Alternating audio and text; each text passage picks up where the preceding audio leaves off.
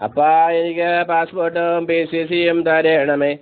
ഭരണകൂടം അവർക്ക് അത് കൊടുത്തു.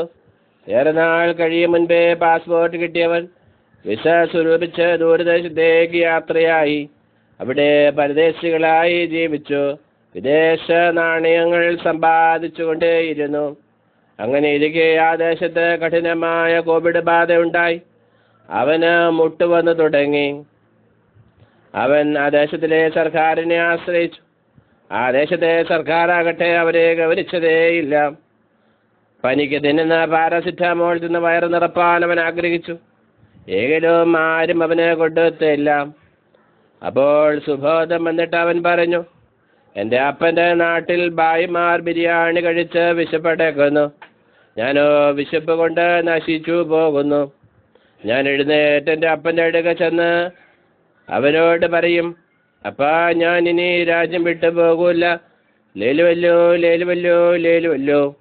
ഇനി നിന്റെ പ്രജ എന്ന പേരിന് ഞാൻ യോഗ്യനല്ല. നിന്റെ അതിഥി തൊഴിലാളികളിൽ ഒരുത്തരെ പോലെ എന്നെ ആക്കണമേ. അങ്ങനെ അവൻ എഴുന്നേറ്റ് അപ്പൻ്റെ അടുക്കൽ പോയി. എയർപോർട്ടിൽ വെച്ച് തന്നെ അപ്പൻ അവനെ കണ്ട് മനസ്സലിഞ്ഞ് ആംബുലൻസിൽ എടുത്തിട്ട് അപ്പൻ തൻ്റെ ദാസന്മാരോട് പറഞ്ഞു, വേഗം മേൽത്തരമായ മാസ്ക് കൊണ്ടുവന്നവനെ ധരിപ്പിക്കുവിൻ. അവൻ്റെ കൈക്ക് അണുനാശിനി അടിച്ച് കൊടുക്കുവിൻ. കാലിന് കുടുക്കിട്ട് അവനെ ക്വാറന്റൈൻ ചെയ്യിപ്പിൻ എന്ന് പറഞ്ഞു. തടിച്ച ബീഫ് കുട്ടിയെ വെട്ടി കമ്മ്യൂണിറ്റി കിച്ചണിൽ കറിയാക്കി കൊണ്ടുവന്ന് അവന് കൊടുക്കുക. അവൻ തിന്ന് ആനന്ദിക്കട്ടെ. ഈ എൻ്റെ മകൻ പരദേശിയായിരുന്നു. അവൻ നമുക്ക് കഞ്ഞി കൊടുപ്പാൻ ഒരു കാലത്ത് ഡോളേഴ്സ് അയക്കുന്നുണ്ടായിരുന്നു. അത് നമ്മൾ മറക്കുവാൻ പാടില്ല. അവൻ്റെ മൂത്ത മകൻ ഈ സമയം വയലിലായിരുന്നു. അവൻ വന്ന് വീടിന് അടുത്തപ്പോൾ ലോക്ക്ഡൗൺ ആണെന്ന് കണ്ടു. വലിയകാരിൽ ഒരുത്തനെ വിളിച്ച് ചോദിച്ചു, ഇത് എന്ത് ആകുന്നു? അവൻ പറഞ്ഞു, നിന്റെ സഹോദരൻ കൊറോണയും കൊണ്ടുവന്നു. നിന്റെ അപ്പൻ അവനെ ബിരിയാണി കൊടുത്ത് കിടത്തിയിരിക്കുകയാണെന്ന് പറഞ്ഞു. അപ്പോൾ അവൻ കോപിച്ചു. അകത്ത് കടപ്പാൻ വയ്യാത്ത അകലം പാലിച്ചു നിന്നു. അവൻ അപ്പനോട് പറഞ്ഞു, എത്ര കാലമായി ഞാൻ നിന്നെ സേവിക്കുന്നു. നിന്റെ കൽപ്പന ഒരിക്കലും ലംഘിച്ചിട്ടില്ല.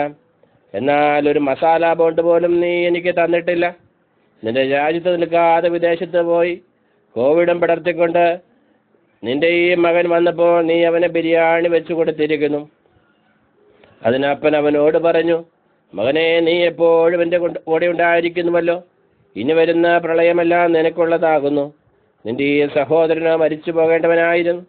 ഇവിടെ വന്നതുകൊണ്ട് വീണ്ടും ജീവിച്ചു. കാണാതെ പോയിരുന്നു, കണ്ട് കിട്ടിയിരിക്കുന്നു. ആകയാൽ ആനന്ദിച്ച് സന്തോഷിക്കേണ്ടത് ആവശ്യമായിരിക്കുന്നു എന്ന് പറഞ്ഞു.